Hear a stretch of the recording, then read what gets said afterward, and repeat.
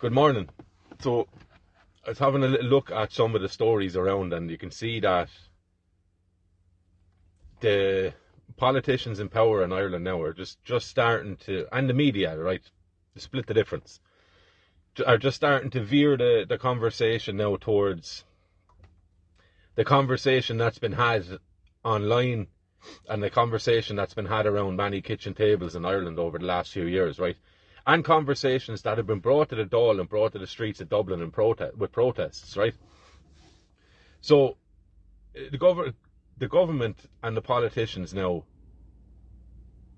I will never say that they're oblivious to what's going on around them, because I don't believe that they are, right? I think that excuses malicious intent and malicious actions or malicious consequences following actions that they've taken, right? So to just kind of write it off as Asher or pure take, you're doing yourself, I think we're doing ourselves a disservice when we allow that, because you're given a get out of jail card, right? If they just admit they're tick, then you have no argument against them then, right? They admitted they are what you accuse them of being. But you can see that the conversation is starting to move towards a focus on the asylum nonsense, the housing of these people, the qualifications or the vetting, if you will, of those who are staffing these buildings in these centres, right, where all of these people are living. You're quickly getting, the public is quickly getting caught up with what the people who've been screaming this for years now have been saying, right? That there's serious questions around this. How much funding is going towards that? Do we really want to be paying that? And do we need it, right? Do we want it? And I think that this is happening in order to allow the government to get the backing of people, right? When they start, I would imagine, sending some of these people home. Why? Not because of the implicit dangers involved in bringing strangers to strange lands, right? Predominantly men who come here with no women, right? That's just a God declared universal issue, right? It's going to be a problem. It's going to be a problem. And it has been a problem. And will continue to do so long as it remains unresolved, right? Or allowed to continue. But I think what's going on, and I've said it as well, I don't want to beat the drum to death, is that these European nations now need to come up with money that they don't have, right? That they don't have. They need to milk it from somewhere else, right? And I think in Ireland they're going to take it from the integration department. In some way, whatever way they bandy up the books, right? But they will start needing to send a serious amount of these people home, or just cut payments to them altogether, right? Which means you have more people on the streets homeless, you have more people fighting for the resources in Ireland, and you have ethnic conflicts between these people who are not getting the support that this Irish government has been giving them anymore, right? And now you have competition for resources, for homes, you see it already, but just for basic things, for survival, right? So I think that's what you're going to see. You're going to see that be a little bit increased a little bit more, right? The attention being brought onto these things. And another thing is, there's starting to be good conversation. Well, it's good that there's a conversation starting. I won't say they're good conversations, but it's good that the conversation is starting about NGOs. What are these? How are we funding them? Is it not a bit of an oxymoron, right? That it's a non-governmental organisation, yet they receive their funding from the government, right? It's a contradiction in terms, right? It cannot exist. So what are these? There's thousands of them in Ireland, and if they were a government department, they would be one of the most heavily funded government departments that there are, right?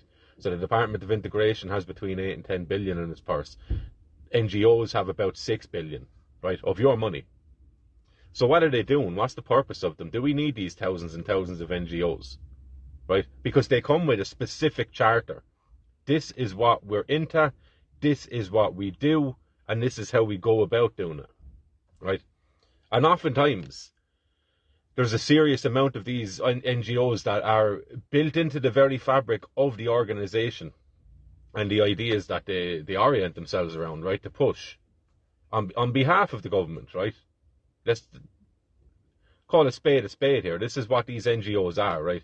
They are created, they are funded, and they proliferate around countries to push agendas, to bend morality, to pressure people, to create a manufactured consensus around topics, right, that the government aren't allowed to do.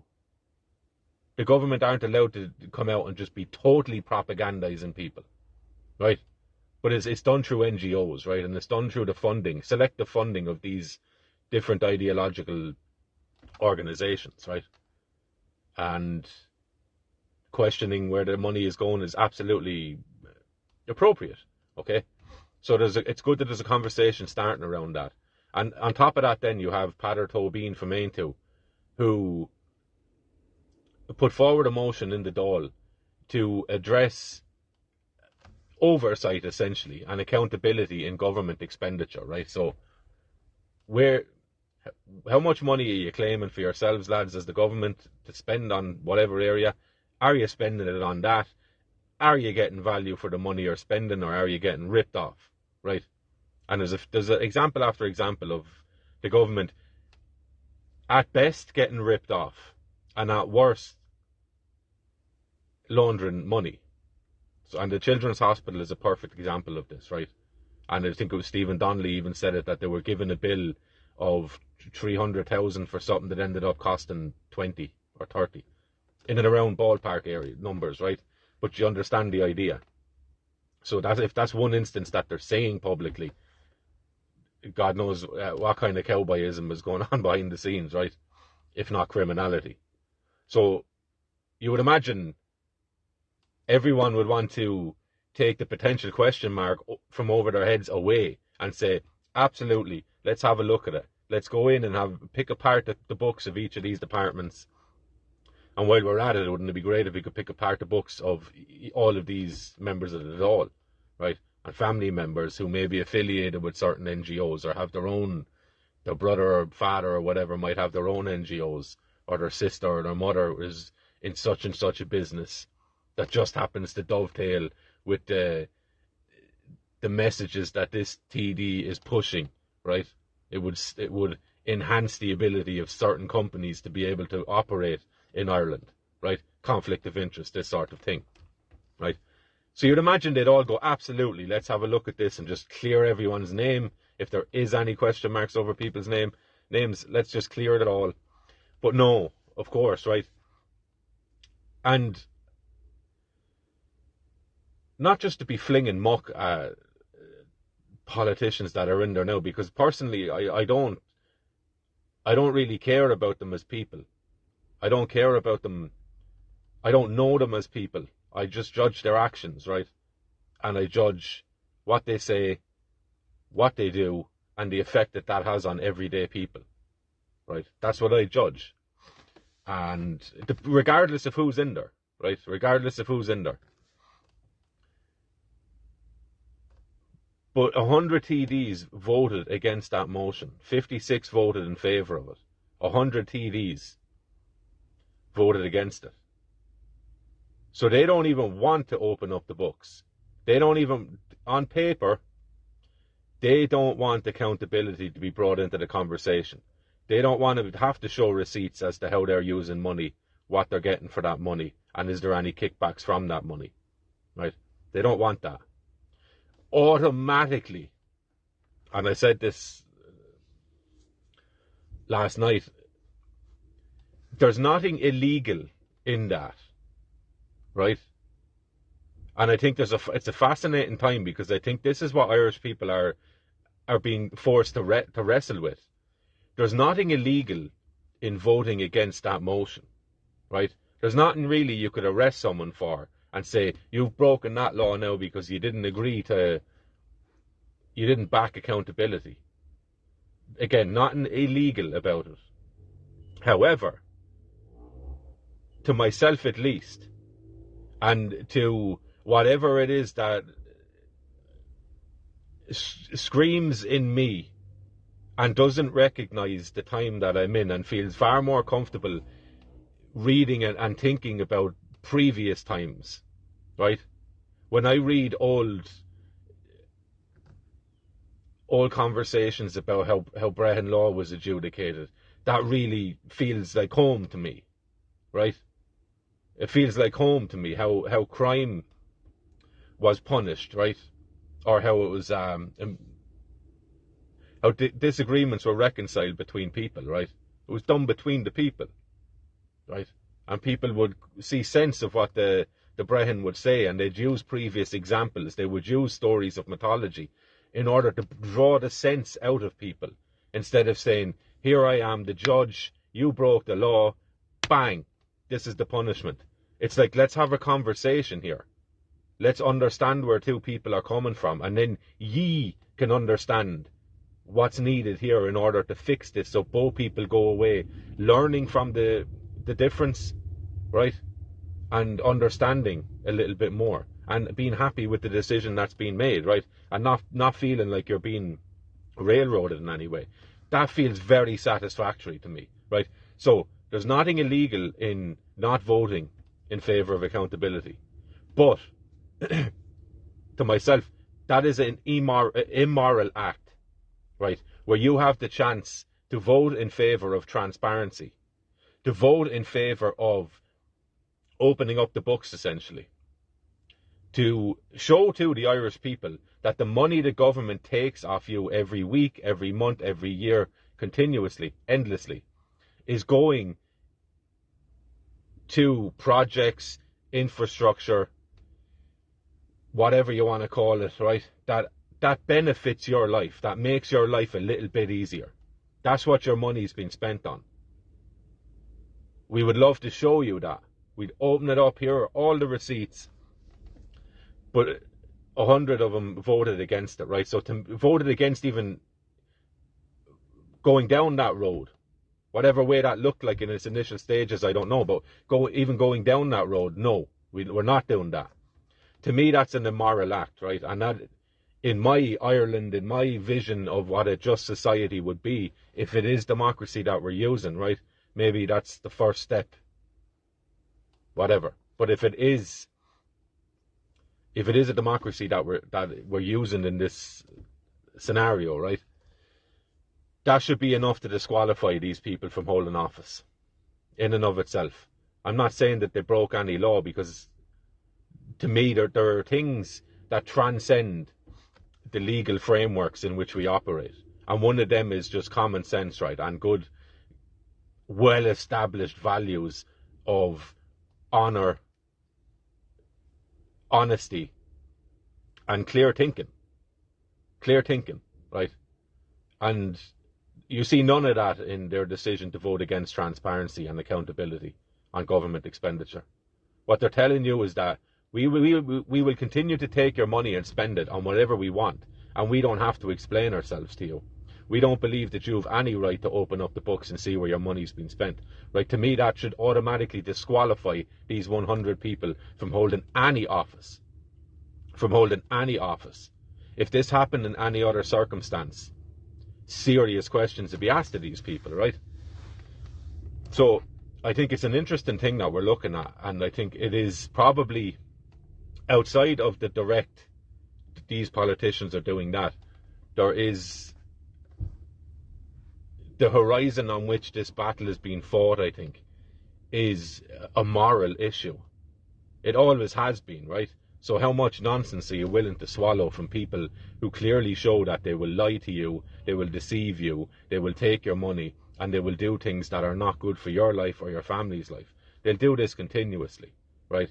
And even when you ask them to, can you at least pretend like you're being honest with us? They say, well, we don't really want to do that, right? So I think the question, or the struggle that we're in, is what sort of moral framework do we want to impose or cultivate in our society? Is it one where you can get away with swindling things, right? Because it's not me, like I'm the head of department of wheelie bins, right? Wheelie bins keep going missing for some reason, and I keep having to write checks to get more wheelie bins, but they just keep going missing, right? And my wife's brother is in the wheelie bin business. No connection, right? This kind of thing. But legally, I'm not actually doing anything wrong. But anyone and his mother can see, hang on a second here, right? So, am I advocating for a guilty until proven innocent approach? No, I'm not. But there's sense and they're seeing things correctly, right? And if any of these sort of situations or dynamics pop up, there should be an automatic investigation into them. Automatically, right?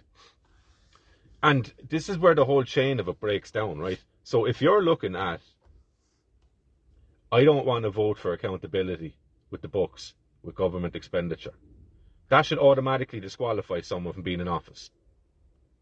Also, it should lead to an investigation into that person. And this should be the burden that you accept when you go into public office. You know?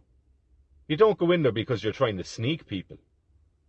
That's the way it seems to be now. You should want to go into it because, not for your own benefit, but because you want your country to be well, to be healthy, to be striving towards something that is uniquely theirs, right? To better themselves and to better ourselves as a nation, right? It doesn't mean you have to wrap a flag around you every day and beat the drum and sing the songs. Like, it doesn't mean that. It just means that you should want to make decisions that are good for the people in this country, because that will directly impact on you. It'll make your life easier, right? But people that are parasitic in nature, they don't want to build other people up, right? Because they've fragile egos. And the only sense of accomplishment that many of these people have is the fact that they have a status that is held in higher regard than yours is, or than most people in the countries is, or are, right? So they will never want to do that. So this sort of politics, where you're never held personally accountable for the decisions you make, because it's not really you that made the decision, right? It is you in your ministerial role that made the decision. So therefore, there's space or separation put between you personally and the professional decisions that you make. That needs to go. That needs to go. If your decisions directly impact on somebody in a negative way, right, and even loads of people's lives in a negative way, you should be held personally responsible for that. It's not enough that you just you'll step down from that role and you might get a cushy number in the Shannon, right? That's not good enough. That really isn't good enough. And we accept that because time and history moves so quickly that this story will come up and you go, Jesus, that's shocking. How is that allowed to happen? And then bang, there's another story and you forget this one. And the slideshow just continues, right? Here you go, here you go, here you go, here you go, here you go. And before you know it, you're 17 stories in and you can't remember the first one, right? So this is how it works. Like, the media, accountable as well, right? There's no staying power with anything they do. There's massive stories coming up every single day, and then they're just gone. They just go away again, right? Here you go, headline, shocking, truth, chaos, Trump, and then it's just gone again, right? There's no staying power. There's no investigative desire to get to an outcome or to reach a truthful and honest conclusion around any of these things, right? So I think that is what we're wrestling with, and because it's certainly what we're suffering with. Okay, so there's a fight in there. The cause of, and this is an age-old thing with Ireland, right? And I think there has been many plot devices or smoke screens put up in front of us, scapegoats even, that have tried to tie us to a different set of beliefs, a different moral code than was initially or originally here in the first place. The real thing that we fought not to give up. And I don't believe it was Catholicism. I really, really do not believe it was Catholicism. Because the fighting was already there before Catholicism in Ireland was settled. Before Catholicism on the continent was even settled. So it cannot have been a Catholicism that we were fighting for. That maybe have coloured the water somewhere down the line, which it certainly did, right? But that wasn't what we were trying to cling on to. That became the only thing left after everything else was dismantled and taken away and made illegal, right? Unlawful. But I don't believe that it was the only thing we were fighting for. It was the only thing we were allowed, we were even encouraged to go and cling on to it, right? Because by clinging on to this one thing which has its own precepts and moral codes built into it, right? And its own hierarchy of authority built into it. What we were coming from didn't have really that hierarchy, you know? As I said earlier, like the Brehon would adjudicate between two people with the intent of using metaphor, using historical examples, using precedents and stories to try and bring out a common understanding between both people, so they could both see what the answer to the issue was, and then they could accept the offer that the Brehon gave them, right? Because it wasn't, here's the judgment, now take it. It was, here's the offering. This is what I'm seeing. Are you sharing the sense with me? That was the moral code that we had, right? And that was good for a stable country. That people seeing sense, right? And the whole legal framework, it wasn't so convoluted that you have to go and spend years and years and years of study to essentially learn a different language, right? Where they use some of the similar words that everyday people use, but they put a different bit of a definition on it. But they don't tell you that.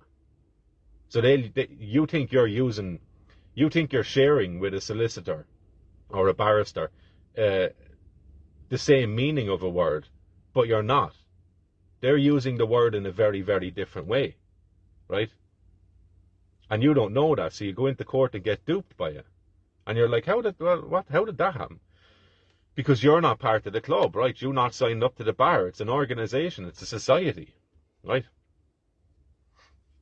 So that was what Irish people were wrestling for or fighting for, was the idea of maintaining our own code, our own law, which was an ancient law that did not need to be written down because it wasn't something that was prescribed to people. Don't do this now or else that. That wasn't the case. It was a law that held totally antithetical to everything we hold and revere in modern society. It was a law that held that truth, sense, and an understanding of law as nature offers it to us, but courtesy of being human beings. We are tapped into the very thing that creates the whole lot of it. Therefore, built into us is an understanding of how things work in the best possible way, right? And there's also a belief and faith in the people that this sense can be brought out of them through conversation, through dialogue, like a Socrates, right? A Socratic sort of a dialogue. This is before Socrates, right? And there's a Plato idea of there's no such thing as learning, there's only remembering. I think it's anamnesis is the name of it. But there's no such thing as learning, there's only remembering, right? So the Brehon's job, bring the sense out of people. That way you're not going to be dictated by solicitors and barristers with their degrees and by judges and this weird legalese language that is technically a different language because the meanings are different, right? You're not going to be hoodwinked by any of that nonsense, by men in these shawls and their costumes, and there's a whole society thing behind that, right? The bar is all, that's British law, right? It's British law. And we were considered barbaric because we didn't have any laws written down, because we didn't need them. The law was in each of our own hearts, right? We could understand it. It wasn't that you find knowledge and the truth outside of yourself. Absolutely not. That's a later idea, right? That's a positivistic idea. That the truth is outside of you, it's external to you. It's also a very Christian idea, right? Which is antithetical to the way Irish people operated, which was that the truth is in each of us. We just need a bit of self-reflection in order to come to it. It can be brought out of us. It can be shared between us because it was, right? And that was the way it was. And I think that's what I repeat myself again ad nauseum, right? But I think that's what we're fighting with here, is based on who we are as people, undisturbed, right? Take Irish people, put them on an island. What sort of system do they come up with? I guarantee you they're not sitting down there writing reams and reams of legal definitions and reams of prescriptions about things. I guarantee you they're not doing that. They'll have a conversation and then make sense of the situation and they go, yeah, I can see what you're saying there. Even in how we speak, I see what you're saying there. I can hear what you're saying. I get you. Yeah, I get you. That's it. I understand where you're coming from. I can see I can jump into the perspective you're seeing things through, and I can share that perspective because I can see the sense in it. Or I can meet you halfway because I can see your sense, right? And I can see being put into your situation, how that sense means a lot to you. And then vice versa. And then we meet halfway because we can both see each other's senses, right? But the current court systems, it doesn't operate that way. It really, really doesn't operate that way. And people might say, well, look, sure, it's a real fail-safe system. You have a judge there, you have solicitors and barristers, and you have the clerk, and you have the guards, and you have all that sort of stuff, right? And you have procedures. But that doesn't mean anything. The very fact that you need to go as an adult to college to learn the law of the land and how that works, that will tell you that it's not an honest mechanism of law. Because this should be inbuilt into people. You shouldn't need to go and study law to understand how law should be implemented. It's just common sense, right? Don't slap someone's face. Don't take people's things. Don't waste people's time. Don't defraud people by promising them one thing and never delivering, right? Simple. Theft is outlawed. Whether that's stealing someone's time, stealing someone's money, stealing someone's choice, right? Any of those things. Or stealing their safety by attacking them. It's very simple stuff. And the Irish people had it as simple as that. And therefore we were considered backward and barbarian, or whatever you want to call it, right? Brutes and savages. Because actually they don't even have a law written down. No, because we were wise enough not to need one. Because once it's written down, it's frozen in stone then. That is it. It's unalterable, right? You have to abide by this, which leads to static, rigid people. All the while, your attention is brought from an inner, self-reflective understanding of law to, well, I need the person up there to tell me what the law is because I'm so small as a person that I don't understand it. I can make no sense of it because it's a totally intellectual endeavor, right?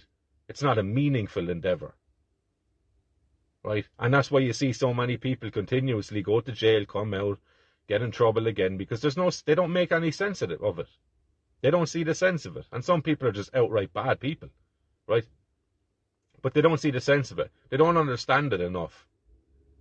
Or they don't understand the sense in it enough. Or they don't see the sense in it enough in order to support the system.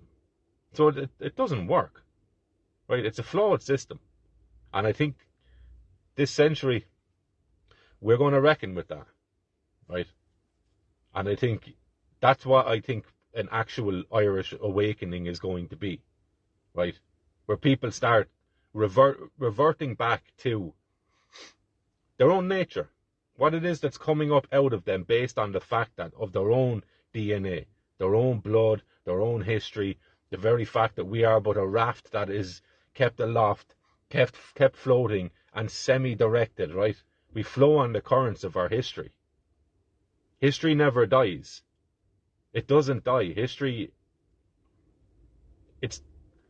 stuff that happened, right? People that have lived, ideas that have been shared and acted upon, but they're still alive, right? And we swim in them waters. We're carried by them waters. And what's fascinating as well is the baby names. And I'll have a look at the girls' names for a newborn baby soon as well, because I guarantee I'll probably find the same thing. But the most common newborn baby names for boys are all names that have, not all, the majority of them are names that have echoes of pre-Christian stories, myths, history, which is interesting, right? Because that is directly mapped onto the cultural deviation away from Christianity. There's something being rekindled in the Irish collective unconscious, or collective spirit, or psyche, whatever you want to call it, right? The nyart, the Irish call it, right? The power, this natural force that is in everything, right? This animating faculty that is in the world, from water to humans to the earth itself to the whatever it is beyond it, right? This sort of a thing. And we viewed ourselves as being moved by the same thing that blows the grass, right? The world and nature breathing. And we're part of that, we're in that. And our purpose, or if you want to call it our purpose, but the gift that we have is that we can reflect on this. We are the universe reflecting and questioning itself. Is that not the most fascinating idea ever? Instead of, say your 10 Hail Marys, and you might get into a God after you die now. Never mind this life so much, right? Try to be good and all that, but the main drive with life is to get in up there, the ever after. That's the main goal of this life. That has done so much damage to people's minds that it's something that is yet to be questioned really seriously, I think, in this country, because there's an automatic defense of it. Because if we followed it for so long, it must have been correct. That's not so. That's never the case. It can be the case, but it's not a guarantee that it is the case, right? So look, the winds are changing. Conversation's been moved away from we need to house the world to all of a sudden sovereignty's back on the table and we need to develop fighter jets and big bazookas because Russia, and you should pay for it as well, right? But we don't want to tell you where that money is going. My main point on that is we know that these people are deceitful. This is a 24-carat example of that. This is a great thing to show to other people who don't want to talk about many other subjects that are related to it. This is a great entrance piece to show to people. Do you think that we should know where all the money is going? There should be checks and balances. I don't know anyone who'd say, I don't know. I don't think so. Right? You could show them that. But yeah, look, that's it.